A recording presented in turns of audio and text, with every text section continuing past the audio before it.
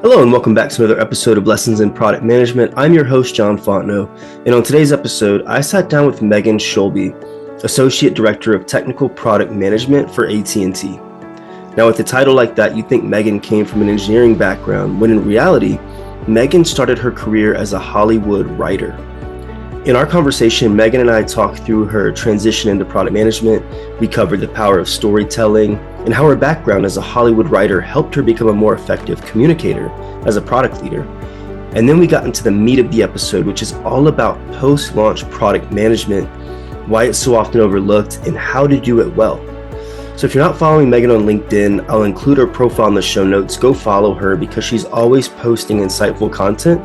And that's actually how we first connected for this episode and this topic. But enough of just hearing from me. Here's Megan Shulby.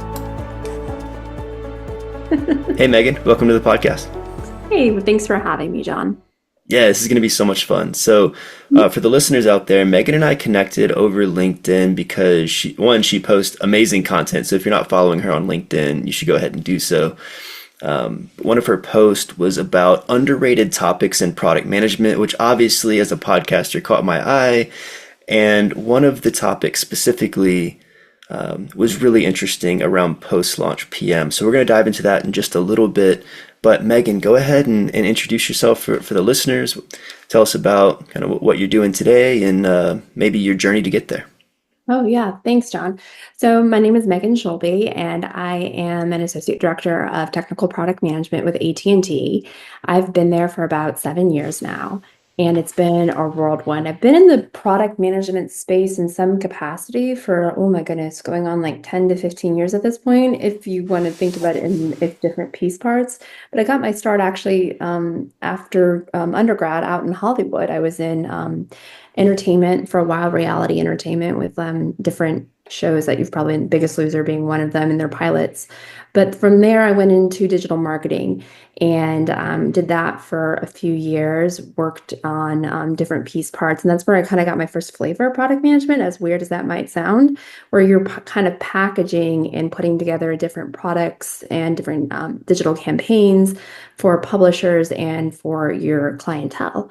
You do that, and product management, even back in like the 2000s, 2010s, was like a new term.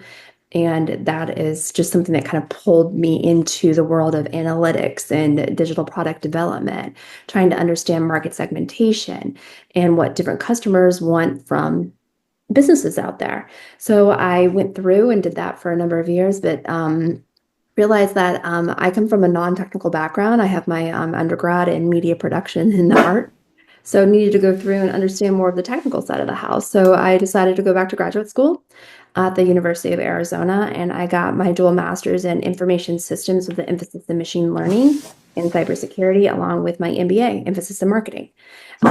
Rolled that up, wrapped it up, and did a couple internships in there with CVS Health and T-Mobile, but then got an opportunity to work with AT&T in their leadership development program. So kind of rolling it all up, that's what I've been doing for the past 7 years, is working in different facets at AT&T, anything from like network operations to optimizing their different internal product lines to finance and understanding how products impact different market segments through the initial phase of my work with the wireline group and rolling out a new billing platform, and to where I am today. And that encompasses different piece parts of making sure that our large enterprise accounts, in addition to mid-market and small businesses, have what they need in the platform product management space. So a little bit of everything across the board. I'm a horse of many different colors, so to speak. No, that's awesome. And I had no idea that you started in Hollywood and film production. That's so Yeah. cool.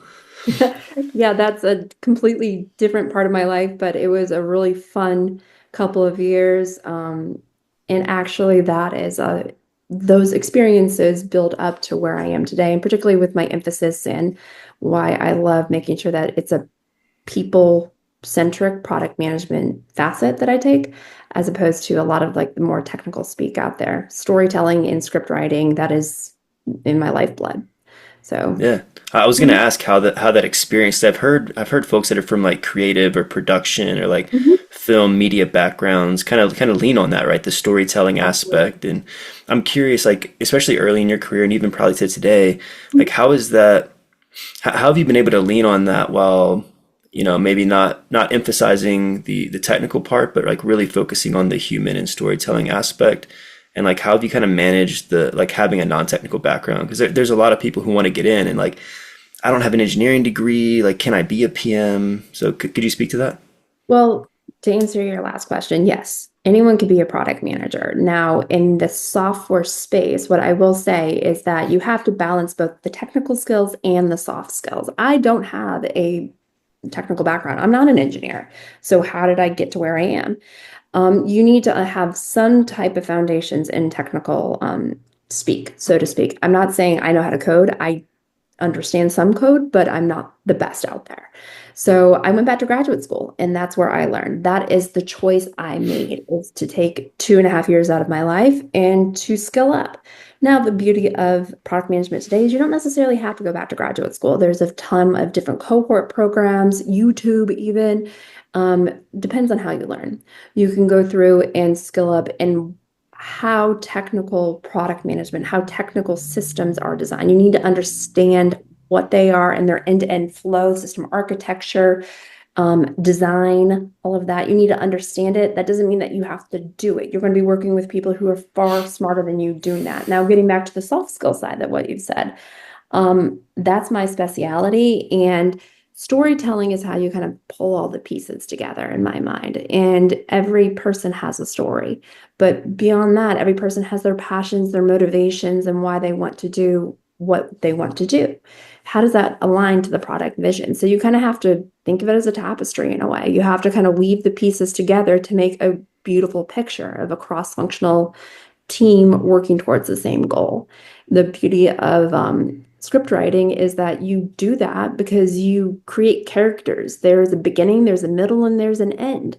And you go through crafting this story not only for fictitious lands far away that might be made into a movie. That was my goal when I was out in Hollywood. It's like, please, Hollywood, buy one of my scripts and make it into a, blockbuster hit. Didn't happen, but I took the same kind of frameworks, the same values, and pulled that into how I get stakeholder value buy-in today, how I align the different engineering teams and how I align the designers along with marketing.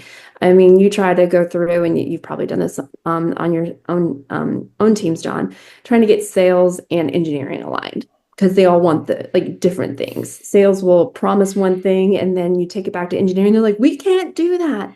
Well, here's the story of how we're going to achieve that and why we need to. So anyone could be a product manager, but you have to have strong technical foundations. That is something that you like hands down you have to have. I'm not denying that. But to differentiate yourself, particularly with like generative AI and all of the automation that is out there, right now, it's the interpersonal skills. I don't like the term soft skills actually, just because they're not soft. They're actually hard to come by and they're very Absolutely. difficult to tie into. The interpersonal skills, you need to understand that and you have to weave them together. So it's a balancing act. You need both. For sure. I hope So that's a in fair. film production, you have, like you said, you have a beginning, a middle, an end. You have characters. You got to bring together this plot, and you have kind of the climax, right? And then you ship the movie or whatever the production is, Yeah, yeah, and it's exactly. out there, and people either love it or hate it. But there's no real like iterations or growth loops or things related to a shipped like film, whereas opposed to like software, you can. So trying to Exactly. segue into the post-launch PM. Oh, I know it's a very different vibe, but I mean, just to go back to that real quick, usually with movies, you do have test audiences beforehand. So Okay, you have to capture interesting. all of your story and you're gonna shoot it, so to speak. And then you're gonna edit it together. And then what the major houses do is usually they're like, I don't know if this version of the movie is going to work. Let's test it in front of like A, B, and C audiences, get their reactions. And then from there, they're going to roll. So think of that as a controlled introduction. And then Yeah, they're going to roll out the movie based on feedback and tweaks into GA, general access. once they have a good feeling about it. So yeah, you after the fact, you are Hmm. right. Once the movie's out there, it's out there. You really can't change it unless you do like an extended version or like some option, like optional DVD or whatever they had at the time. Yeah, But now it's going to be just what's out there is what's out there. But you never know. I mean, Netflix is doing some cool stuff from my understanding. So that's post-launch true. PM, let's dive in. That would be pretty crazy. But I think there's even like interesting PM like takeaways there, right? Where I think a lot of times we just have this idea, we convince engineering to build it, they ship it, and it's like, cool, did it work? Did it not? But I don't think enough product teams do that like post GA iterative cycle where you have like these small test groups. I think it's more common in consumer where you have kind of like, 10% of your audience, 5% of your audience, whatever it is. You can ship something out, you can kind of segment your user base, kind of see how people react to it if they adopt it. But in B2B, I don't think that happens as much as it could or should. And I think that's an interesting takeaway that we could take from the film industry where like we probably should run this against like smaller test groups before going GA because there's reputational risk. There's all kind of things that you could mitigate by doing so. Well, in B2B, there are kind of the same rules that you do follow as in consumer. My experience in consumer is a little bit more limited than B2B, but we do test for smaller groups. That's why we have CIs or controlled introductions. And then Yeah, once you do go through and if you have a good feeling about it, you do general access. Now, why post launch, I think, needs to be dived into further yeah, is you hear people talking about it in pieces where it's like, okay, here are the KPIs and the metrics that you need to run after. Or let's talk about customer satisfaction surveys and why they're so important. Or, I mean, very limited speaking is monitoring. Like, how do you monitor your current features? You talk about it in piece parts. So, why I think it is a subject that could be like, really expanded upon is from a holistic perspective, end to end, so to speak. There is an entire stage of product management post launch. And what are all the piece parts and how do those piece parts fit together? And I think that's where the opportunity lies is saying, okay, you go through and you launch this great product into general access. What is the plan to optimize that feature, that product? Because isn't that your goal at the end of the day to go through and it's like, all right, got the product out there, what are kind of like what is talked about, what are the KPIs, what are the metrics that we have to run after, but also what is the performance? How do we know the performance is supposed to be where it's at? And then you kind of like have to track it. And that's I know that's not the sexiest thing to talk about. People don't really get really excited about that. They're like, okay, I want to talk about launch itself or, discovery. Let's go like find problems to solve. But at the end of the day, your customer sees what you have out there, what is in the post-launch world. That's what they're currently using and running around and playing with. So while product managers are out trying to solve the next best thing, and I get it, it's like kind of shiny object syndrome, you have to go through and you have to not only maintain, but really prioritize and focus on the current features and where those features are in their life cycle. You could have just gone through 2 months ago and released a new feature, but if you realize that it's not being used or it's not optimally being engaged with, does that mean you have to sunset it quicker? Does that mean that you have to kind of pull in development and saying, hey, we need to fix this? And that's also another conversation out there. It depends on the company, but to what degree does a product manager own a feature that is already in GA? They have to go through and they have a plethora of different requests. But if they see that if a larger group, maybe it's customer support, maybe it's sales, sees that a feature is not working like they think it should, is that on the PM to go back and revise it? Is it on the PM to go back and fix it, so to speak? Or does that go to just development? And you kind of throw it over the fence with a JIRA ticket saying, fix it and let me know when it's done. So all of these pieces kind of come together, and I live in this world on a day-to-day basis as like one of my responsibilities. So that's why I'm really passionate about post-launch because it's not only pushing new features out there, and you don't want to be a feature factory, but also honing in on the current features and the different competencies and capabilities of your platform, your product, and saying, hey, what is it that we're trying to achieve? Making sure that whatever we have current feature and in the product roadmap, it's still aligning to that product goal. And there are different piece parts to that because you have to kind of plan how that is. Then you have to go through and monitor all these different piece parts. It could be customer satisfaction. One of the biggest ones is finances. Is your feature contributing to the bottom line somehow? Is it saving money, time with people, or is it making revenue? And then also, what is your actions based upon the plan and the monitoring to kind of run into the next cycle? Because whatever you do in post-launch, it takes it all the way back to discovery because you're going to kind of feed the cycle. So it's an area that I think is on the tail end. Again, not that sexy, but very critical. I completely agree with you. I mean, I think shiny object syndrome is something you said a second ago, and I think Mhm. PMs get that where it's like it's exciting to do discovery and find the new problem and work on the solutioning and get something out there. But if you take a step back from like a first principles standpoint, Mhm. if the thing that you shipped was the most important thing that you could have shipped, which if it's not, you shouldn't have shipped it. If it's the most important thing, then you need to make sure that it's either successful Mhm. or that you kill it, right?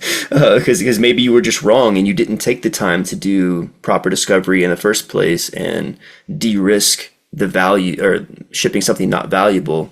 But all those things aside, if it was validated and you shipped it, you want to make sure it's successful. And just because we went through these de-risking exercises and assumption testing doesn't mean that we're going to get it perfectly right. There could be a multitude of other variables of why it's not getting adopted or why it's not driving revenue that are kind of adjacent to the thing itself. And it's on us to figure out what that is and how do we make it successful. So I agree with you. I think it's something that should be talked about more. But I'm curious, as the listeners listening and they're like, okay, cool. So I need to like not just ignore the thing I ship and move on to the next thing. Well, what are Mhm. the things I should be looking for? Like how should I be thinking about the feature post launch? But what advice would you give them? Well, every company is going to be different. Every team is going to be different. So I'm only going to give you my perceptions and just with the entirety of this conversation that we're having.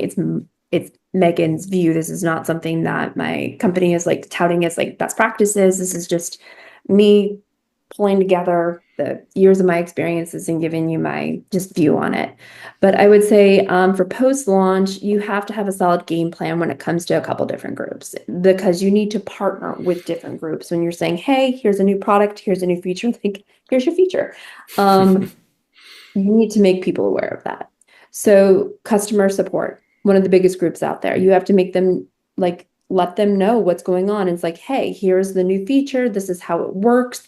This is what you could possibly run into when you're talking to a customer. Here are the different use cases that they might come to you with questions about or problems.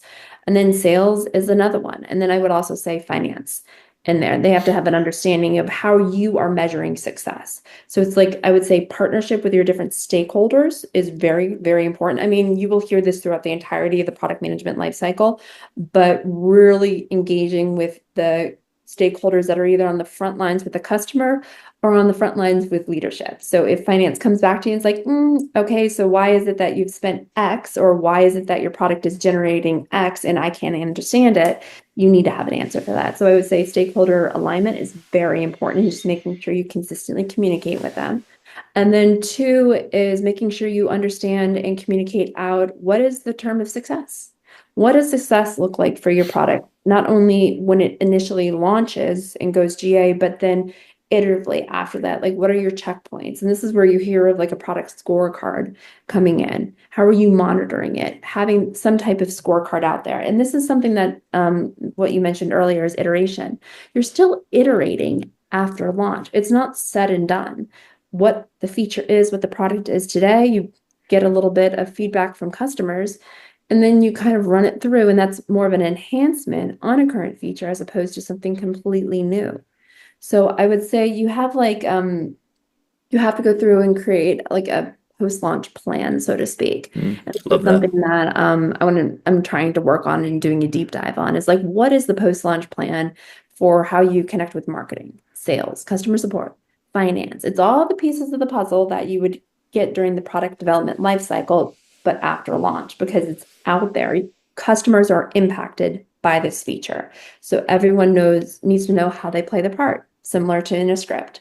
How does marketing do what they do? How does sales do what they do? You are, in some terms, a script writer. I know that sounds kind of kitschy, but in some respects it's there. But then it's also, how do you go through and how do you monitor all the different piece parts? So you kind of put the play into production. How do you go, or the script into production? How do you make sure it's going the right way? So, and then after that, what are the actions that you have to take? And ultimately, at the end of the day, what you want to do is you want to optimize your feature to make sure it is whatever that definition of success is at the end of the day. So I know that's maybe a little bit more high level, but I would say for anyone who wants to kind of jump in, it's like, okay, I need a plan. Make sure you're partnering with your stakeholders about what the product is, what it should do, and how it impacts the different customers. And one thing I will also say is, from a B2B perspective, very rarely will a feature just be siloed and self-contained. What I mean by that is you deploy a feature, there's a ripple effect. Calculate what that ripple effect is. You deploy it. Does that mean that something upstream in the data pipeline will change? Does that mean something downstream with how the customer engages with it will change? What does that look like? And then also, what does the scorecard say? Because that's where essentially you're going to have your receipts. People are going to come to you and say, how do I know this thing actually works? Well, here's what it's supposed to do. Here's how I'm measuring that and monitoring that. Here's the timeline that I'm taking to determine if it is a success. And if not, we're going to choose A, B, or C plans.